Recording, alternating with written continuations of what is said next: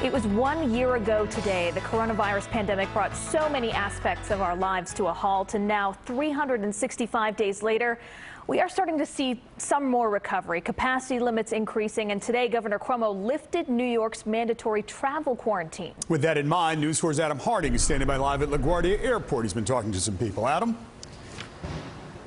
David and Rana, this might be the biggest change yet announced by the governor in recent weeks in this path to reopening the state. And here in New York City, the mayor says he wasn't advised about the change. And while we've been talking with travelers throughout the day at Penn Station here at LaGuardia, not everyone is exactly thrilled with the new changes coming in a couple of weeks.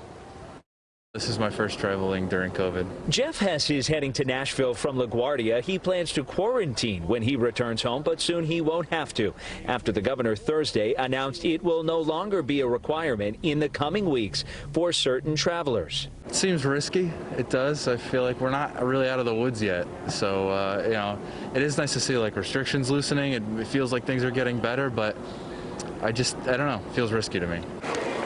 The change signals a major shift in the state's fight against COVID. Beginning in April, domestic travelers will no longer need to quarantine, though it is still heavily encouraged. The quarantine mandate remains in effect for international travelers arriving in New York, with everyone still expected to fill out health forms. It's not just the airport affected. Some train routes will be too. It's hard to enforce it anyway, so, you know, I don't know if it's a good use of city resources to continue to try and regulate that. There are other ways and things to focus on, like the vaccine release. Mayor de Blasio Thursday expressing concern shortly after the announcement. Of course I have concerns about this. You know, I think the introduction of the virus from outside has been one of the biggest and toughest X factors in this whole crisis, and something we worry about very much going forward. State leaders point to a drop in daily COVID numbers and an increase in vaccine distribution as reasons to lift restrictions, but not everyone is on board. Even though it's not a mandate necessarily, it's still our responsibility to make sure we don't have the virus and we're not spreading it to other people. So this really does change how people will begin to be able to travel in the next couple of weeks. Remember, right now, you still have to quarantine for either 2 weeks, or if you were to get that negative COVID test 72 hours before arriving in New York, and then you get your second negative COVID test on your 4th day after arriving in New York, then you would be out of quarantine. So the rules will certainly be boiled down, but again, that only will affect those traveling to any of the U.S. states or territories. It does not apply to international travelers, and you'll hear much more reaction ahead at 6. For now, we're live tonight in LaGuardia. I'm Adam Harding, News 4. Okay, we'll see you then at 6 o'clock. Thank you, Adam. The pandemic forced big changes to last year's September 11th ceremony, but this year, the traditional reading of the victims' names will go on as planned. Last year, the 9/11 Museum canceled the live reading, instead played pre-recorded names over speakers. We're told families will be able to gather to honor their loved ones this year. This September will mark 20 years since the 2001 terror attacks. UConn has given the green light to outdoor activities and guests in residence halls. That's according to a letter from the Dean of Students. Starting today, students will be allowed one guest in the residence halls, but that guest can't stay past 11:59 p.m. Outdoor vocal and dance performances will also be allowed. Rana, as expected, President Biden wasted no time in signing the huge COVID relief bill this afternoon, which Congress passed yesterday. The bill designed to boost the economy by putting billions of dollars into the hands of people who've been struggling to make ends meet since the start of the pandemic. Millions of Americans can now expect to get $1,400 stimulus checks by the end of this month. Tonight, the president preparing for his first primetime address. He's expected to take a look back now that we're 1 year into the pandemic, as well as outline a path forward. And that's right here on NBC at 8 p.m.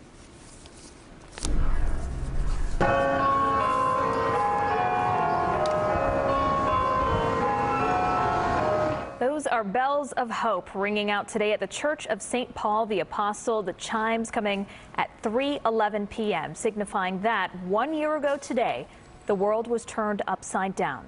Looking back at March 11th, 2020, things really began to change on that day.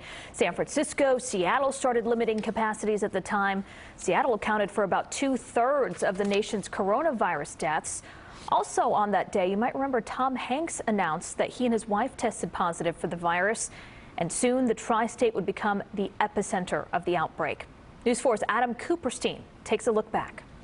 The coronavirus now officially a global pandemic, according to the World Health Organization. March 11th, 2020, the day America as we knew it changed forever. The NCAA has made an unprecedented decision to limit fan access during March Madness. The COVID closures spiraled so fast. In a matter of hours, we went from no fans for college basketball to no sports, period. Just moments before the game, the Jazz and the Thunder were escorted off the court and quarantined in the locker room. That afternoon, Mayor de Blasio said the St. Patrick's Day parade would march on. Outdoor events are inherently safer than crowded, small space indoor events. Then just hours later, Governor Cuomo canceled it. It's 2 million spectators, 150,000 marchers. You can't do that in this environment. A wave of chaos and confusion quickly consumed the tri-state.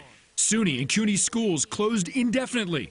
The idea of remote learning as novel as the virus spreading among us. They are going to distance learning. You can go home, do it by distance. At midnight, a containment zone circled the first epicenter in New Rochelle. Containment means contaminated. But it was too late for containment. We will be suspending all travel from Europe to the United States for the next 30 days. A travel ban, and then 9 days later, a shutdown. Silenced the city that never sleeps. But by then, COVID-19 was already spreading undetected for weeks. Things will get worse than they are right now. If only we knew how much worse and for how long. 1 year later, the loss, the distress, both emotional and financial, continues to mount. But thanks to the medical miracle of vaccines, the number of people getting sick and dying from the coronavirus is steadily dropping. And hope is finally rising. Hope that all of us can soon raise our arms and celebrate life without fear. The Lord will guard your going and coming, now and forevermore. Amen. Adam Cooperstein, News 4 New York. It has been quite the year indeed. And in the race to vaccinate, reminders there are challenges. There's concern in one of the neighborhoods hit hardest by COVID. Bed-Stuy had one of the highest infection rates in the city, but today it has one of the lowest vaccination rates. Now a Brooklyn-based group working to help people schedule their appointments. News 4's Erica Byfield is in Bed-Stuy to tell us more. Erica? Hi there, David. Well, here we are today, and infection rates here still in Bed-Stuy are still relatively high. That is causing concern. That is adding to the push to vaccinate. For Compton Hill, Bed-Stuy doesn't feel the same. In 1 year, he lost most of the friends it took him a lifetime to make. A lot of the elders gone. Most of the elders in the neighborhood just into the nursing home and never come back out. Despite high infection rates, very few people here are vaccinated. Right now, less than 5%. COVID vaccines edition. Vaccine hesitancy is very real. Officials confronted it Wednesday night on a Facebook Live chat, following that up Thursday with an opening of a Bed-Stuy-specific vaccine clinic at Restoration Plaza. Even so, frustration here lingers. We should have been first. In this neighborhood should have been first. Grassroots groups like Bed-Stuy Strong trying to help, tweeting that they set up a text line to schedule appointments. So far, hundreds booked. We've also learned that the race to vaccinate is getting another boost from the feds. What I say to New Yorkers very simply is help is on the way. Senator Chuck Schumer explaining that a vaccine supercharge is headed to New York, meaning more doses and more places to get them. The plan is to use federally funded health centers like this one on Fulton Street to do it. There are going to be more than 100 new vaccine sites set up across New York, and a big administration of the shot supply. No specific locations yet, just a promise that it's coming. A rollout that can't come soon enough. We should all wake up and just get the shot and some of what we got to do to make the world a better place.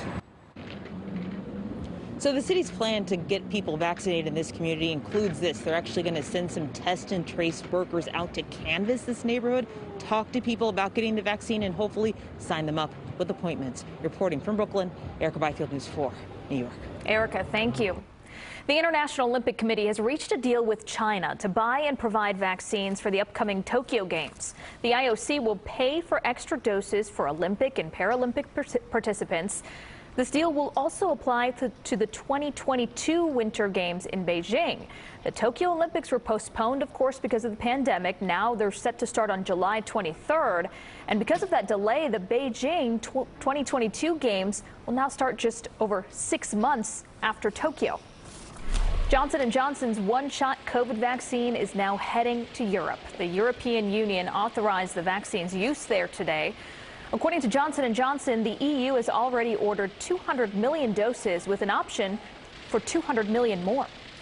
A few minutes ago, we remembered the disruption to March Madness a year ago at the start of the pandemic. We have some big college basketball news today. Duke has withdrawn from the ACC tournament and ended its season after a positive COVID-19 test within the program. After beating Louisville yesterday, a member of the program tested positive. Today's game against Florida State was then canceled. In a statement, Duke's athletic director said the cancellation will end our 2020-2021 season, and so that means the Blue Devils will not play in the NCAA tournament, which starts next week. This snaps Duke's streak of 24 straight NCAA tournaments.